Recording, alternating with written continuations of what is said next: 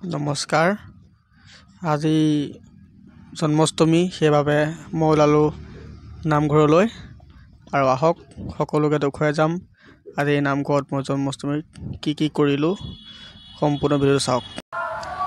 বন্ধুসকল, মই আহি নামঘৰ পালোহি আৰু চাওকচোন কি ধুনীয়া, কি মনমোহক। নামঘৰখন অহাৰ লগে লগে মনটো একদম ধুনীয়া ভাল লাগি যায়। এয়াই হৈছে আমাৰ নামঘৰৰ প্ৰথম গেট। দুৱাৰ দলি সেৱা কৰি ভিতৰলৈ সোমাই আহিলোঁ আৰু এয়া নাম প্ৰসংগ আৰম্ভ হৈছে। মই কাষতে বহি ল'ম।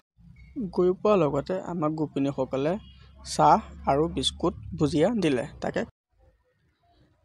চাহ বিস্কুট খাই আমি হাত মুখ ধুই ভকতসকলৰ লগত বহি নাম গাবলৈ আৰম্ভ কৰিছোঁ।